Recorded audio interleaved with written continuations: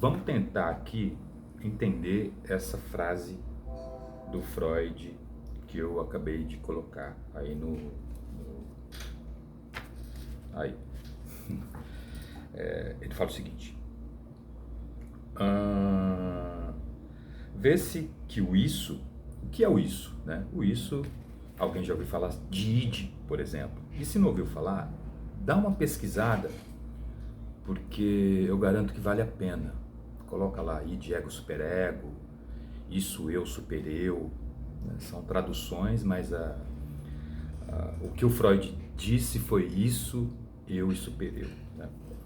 Id, ego, superego já é tradução de alguém que quis botar o dedo na cumbuca. E aí ele fala o seguinte, né? Vê-se que o isso e o supereu, mesmo com todas as suas diferenças fundamentais, apresentam um ponto em comum, ou seja, representam influências do passado. Sim, porque o isso, o id, ele é um lugar, né, na nossa mente, onde tem todas as nossas heranças hereditárias, tudo que a gente escutou desde a barriga até 5 anos, 7 anos de idade, 8, 9, 10, 15. Né? Tem gente escutando até hoje com 30, 40, né? Até 50. Então tudo isso, né, é o que compõe ali as pulsões, né? As nossas pulsões também vêm dali. Então é isso que compõe o isso, certo? Tudo isso compõe o isso, que está no inconsciente, certo? O Freud, a partir da pesquisa com comportamento humano, ele foi descobrindo essas peculiaridades. Não é possível que essa pessoa tenha angústia só por ter angústia, não é possível que ele seja ansioso só por ser ansioso, não é possível que ele sofra só por sofrer. Tem alguma coisa a mais aí que a gente não está sabendo o que é. Como nomear e como, de repente, facilitar que essa pessoa tenha uma vida, facilitar a vida dessa pessoa, né? Diante da realidade. Então, voltamos aqui para o texto. Ele fala, né, vê-se que o isso e o superior, mesmo com todas as suas diferenças fundamentais, porque um deseja tudo o tempo todo, o isso. E o superior é aquela instância que também a gente, se é que eu posso dizer assim, herdou dos pais, dos substitutos dos pais, são médicos, pastores, padres, professores, pessoas de grande influência na nossa vida, líderes, né? Que a gente acaba lendo, ouvindo, escutando e tal, mas que são, não sei se radicais ao extremo, mas é sempre aquele oposição a tudo que vem do isso, né? E então aí é por isso que os dois têm essa diferença fundamental. Um deseja tudo o tempo todo e o outro não permite que isso seja desejado, porque vai criando uma série de empecilhos para que as demandas do inconsciente não sejam realizadas, né? E aí apresenta um ponto em comum, ou seja, representa influências do passado. O isso, as hereditárias, e o superior, essencialmente, a recebida dos outros, né? Ao passo que o eu é determinado, sobretudo, pelo diretamente vivenciado, portanto, pelo acidental, pelo atual. Então, imagina uma pessoa que escutou o tempo todo, a vida toda dos pais, né? Ela queria ter uma bicicleta colorida. E os pais, você não pode ter bicicleta colorida, porque ninguém tem, isso não é legal. Você é um menino ou você é uma menina, como é que você quer ter bicicleta colorida? Não combina com você, imagina. Daqui a pouco você vai querer colocar uma camiseta colorida. Já pensou? Que perigo isso? Filho meu não faz esse tipo de coisa. Então todas essas ordenanças, né, de pai, de mãe e tal, e dos substitutos desses pais também, vão fazer a igreja, principalmente, nas regras da igreja, moral, entre outras coisas, professores caretas, né? Então tudo isso vai fazer com que você tenha uma instância ou superior que te impede de fazer muita coisa que você deseja, né? E aí por que que você não faz, né? Porque talvez o seu eu não está sabendo lidar com toda essa questão interna, né? Existe, obviamente, por trás de tudo isso, as neuroses da vida, né? Então, por que não é tão simples assim uma pessoa falar, não quero nem saber, eu vou pegar e vou fazer, vou comprar a minha camisa colorida e vou vestir. Não consegue, não é assim. Eu vou... Pô, meu pai falava pra mim assim, pô, Jade, você não tem carro? Eu vendi meu carro, né? Aí eu falei, ô pai, vendi o carro e tal. Isso já com 40 anos de idade, um pouquinho antes dele morrer, né? Aí eu, não pai, hoje em dia tem aplicativo aí que você chama um carro, é mais barato que um táxi e tal. Tem metrô pra caramba, na cidade de São Paulo. Eu ando a pé também, né? Hoje eu moro no litoral de São Paulo e ando a pé, de bicicleta, tranquilo. E não tenho carro. Ainda não tenho carro, não comprei o carro. E aí para ele isso era inadmissível. Como é que um homem não tem carro? Para ele era inadmissível. Ele ria, ele falou, você não tem carro. Do tipo, tá mal. Tá fadado ao fracasso. Imagina ele ver essa florzinha aqui atrás. Pô, já não tem carro, ainda faz um vídeo com uma florzinha aí. Não sei não, hein, já. Você tá um cara meio... Não sei, né, cara? Mas isso faz parte da cultura dele, faz parte da herança hereditária dele, faz parte da realidade dele, não da minha. Né? Ouvir isso com 5, 6, 7 anos de idade é uma coisa. Ouvir isso com 40 anos de idade é outra. Mas não é para todo mundo. É por isso que a psicanálise, ela entra nessa questão. Ela entra nessa questão no sentido de fazer você entender o que está acontecendo na sua mente, né? Com esse super-eu, né? Falando, porra, homem sem carro, não sei não, né? Homem que põe florzinha e faz vídeo, não sei não, hein, cara? Então isso faz parte da herança hereditária dele, da cultura dele, né? E não da minha. Esse é o ideal dele. No ideal dele, ele gostaria que o filho tivesse carro do ano, né? Que, sei lá, tivesse, sei lá o que aí atrás. Talvez um crucifixo, né? Não sei, né? Mas... Então, agora, eu não vivo o ideal dele, eu vivo o meu ideal. Mas para chegar nisso, a gente tem que ralar. Isso é um trabalho. É um trabalho de uma jornada analítica, onde você senta, escuta, onde você fala pra caramba, né? Escuta menos do que pensa, né? E não tem receita pronta, não tem, como é que eu posso te dizer, dicas, conselhos na psicanálise. A psicanálise tem mais pergunta do que resposta, né? Para te fazer entender o que é que está acontecendo, por que eu não tenho coragem de comprar um negócio que eu quero, porque eu tenho medo de magoar os meus pais, que inclusive está morto, né? Então são questões que às vezes o pai morto faz mais estrago na vida da pessoa do que quando ele estava vivo. Então são questões que a gente tem que ir lidando no dia a dia, mas tem que ter coragem para também fazer o trabalho analítico, tem que ter coragem de permanecer numa análise, tem que ter coragem de enfrentar os seus próprios questionamentos internos, as suas ordenanças internas, né? Tem gente que não escuta o superego e o id, né, as pulsões e tal, e estão a todo vapor, e faz tudo que bem entender, faz tudo que quer, faz tudo do jeito que quer e deseja. Isso também não é legal.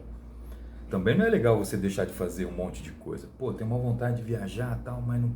Pô, será que eu vou, cara? Puta, o que vão pensar de mim se eu for viajar? Inclusive isso, quando você falar isso, o que vão pensar de mim? Você pode ter certeza de uma coisa, tem nome e endereço essas pessoas que você fala que vão pensar de mim. É o pai ou é a mãe, ou são os pais, o pai e mãe, né? Nunca são as pessoas. As pessoas são só uma maneira de você desviar a atenção para aquilo que você talvez não consegue enxergar. É na análise que você vai enxergar esse tipo de coisa. Então, essa é a ideia de falar sobre isso, super-eu, eu, né? O eu é essa instância, né, que lida com a atualidade. Pô, e agora? Falei pro meu pai que não tenho carro, mas a atualidade, eu não preciso de carro. eu vou comprar um carro para agradar o meu pai? E como que eu vou ficar? Satisfeito, com prazer por ter feito isso? Não, a gente lida de outra maneira, né? Existem maneiras de lidar com essas questões que são corriqueira na vida do ser humano. Existem maneiras de você falar para o seu pai ou para sua mãe, ou às vezes nem falar, porque talvez se eu não tivesse falado para ele que não tinha carro, não teria não entraria nem nesse assunto, nem nessa seara, né? Eu passaria batido, ele nem sabe que eu não tenho e eu também não falei, tá tudo certo. Agora, se fala, você tem que sustentar, você tem que bancar, você tem que, de repente, até se colocar à disposição de falar, olha, não tenho, porque hoje o mundo, na atualidade, talvez carro não seja tão importante assim, depende da situação e da realidade de cada um. Para mim, não é. Para mim, não tem o menor interesse. Eu trabalho no centro, eu moro no centro da cidade, na época, né? Então, trabalhava no centro, trabalhava em casa, atendendo online, e também pegava o metrô para ir até a clínica que eu atendia presencial, então não havia necessidade. Então, carro gera muita despesa, você tem estacionamento, você tem problema de deixar na rua alguém depedrar o seu carro, quebrar o vidro, entortar a porta para roubar um pedaço de pão, um papel que está lá dentro, que a pessoa imagina que seja alguma coisa, sei lá o que, uma bolsa que não tem nada dentro, não sei, papel também, livro. Então, são escolhas. Essa é a realidade da psicanálise. A gente trabalha com escolhas. Escolhas que te fazem ter mais prazer do que desprazer. Então, essa é a função dessas instâncias psíquicas, que se a gente não sabe para quê e por que existe, a gente vai levando a vida dessa maneira, deixa de curtir a vida porque não quer desagradar esses outros, né? Mas o que os outros vão falar de mim se eu for para Salvador no final do ano e não passar o final do ano com a ceia de Natal com a família? Pô, é uma só, cara, vai lá, já passou quanta ceia de Natal com sua família? Esse é o teu desejo, é o que te faz feliz? Vai em paz, meu irmão, minha irmã. Porra, não sei, cara, se eu compro uma bicicleta ou um carro, ou se eu não compro nada. É uma questão que é tua. Ninguém tem nada a ver com isso, né? Então, mas só que para chegar a esse ponto, você tem que se livrar de outras questões de super-eu, né? Que estão te fazendo atender muito mais a demanda do super-eu do que do eu.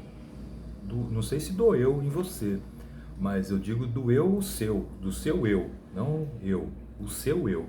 O meu eu é o eu ideal para mim, o que eu gosto, o que eu me sinto feliz. Isso não quer dizer que a gente pode fazer tudo o que quer e bem entende. Temos que ter respeito, ética pelos coleguinhas que estão no mundo também, né? Pelos seus companheiros, pelas suas companheiras, pelos seus amigos, colegas, parceiros, pessoas que você nem conhece às vezes. Mas temos que ter ética, temos que ter respeito, né? Eu não posso sair fazendo o que eu quero. Isso não é democracia. Isso não é democracia, isso é ditadura, né?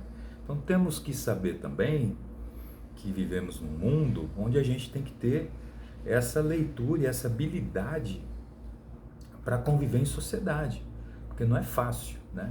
A gente já tem todas essas instâncias, toda essa questão que pipoca na nossa mente, isso sem falar do que vem de fora, né? Trabalho, política no Brasil, que passamos um momento muito difícil, né? Estou até lendo e fazendo um trabalho, um programa específico sobre o ódio, que engloba inclusive esse momento de eleição no Brasil, né? Do presidente anterior ao atual, ao Lula, anterior ao Lula, que pregou mesmo o ódio abertamente e muitas pessoas acabaram se identificando com isso. Isso é normal? A pessoa é assim? Talvez seja, né? Talvez esteja cega pela sua própria neurose, pelas suas maluquices da vida, né? Então, essas questões, parece que é tudo muito simples, tudo muito comum, tudo muito fácil, né? Mas não são, né? Não são. inclusive para quem faz análise. É um trabalho a ser praticado todos os dias, em todos os momentos, não só no momento da análise, mas principalmente no dia a dia, porque quando você está na análise é uma coisa, quando você está no trabalho, aí que os baratos acontecem, né? O chefe pega no pé, a chefa, né? O colega de trabalho tenta puxar teu tapete, nas relações interpessoais, na relação em casa com a sua companheira, com o seu companheiro, é aí que o bicho pega. Né? Então é aí que a gente tem que estar ligado no que está acontecendo na nossa mente. Não é fácil, mas é possível, né? É possível viver melhor, é possível viver com mais prazer, com mais alegria, é possível viver a sua própria vida, é possível você viver o seu eu ideal, respeitando os outros, os próximos, as pessoas que estão ao seu redor. E é isso, valeu, grande abraço, espero que isso tenha tenha trazido clareza um pouco mais, inclusive para você que tem vontade de entrar numa clínica analítica, fazer uma análise, experimentar uma jornada analítica. Experimenta, isso não vai te fazer pior. Uma consulta já te traz uma série de... já mexe um pouco com você, já traz uma série de questões que você vai ficar o dia todo e ainda o outro dia e talvez uma semana inteira pensando nisso. É por isso que uns continuam e outros não. É por isso que uns enfrentam e outros não. Né? Aí entra a história do isso, do super-eu e do eu. Na verdade, por que uns começam uma análise e param? Porque o super-eu ainda domina essa pessoa. O ideal dos pais que ele quer cumprir ainda domina a vida dessa pessoa, e não ela, não o eu dela, não o eu ideal dela. Ela não está vivendo para ela, porque senão ela continuaria. Não precisa nem ser comigo, pode ser com quem você quiser. Se quiser, eu falo 300 nomes aqui de analistas maravilhosos, que tem muito mais tempo de janela que eu. Certo? Grande abraço, obrigado e até uma próxima oportunidade. Valeu.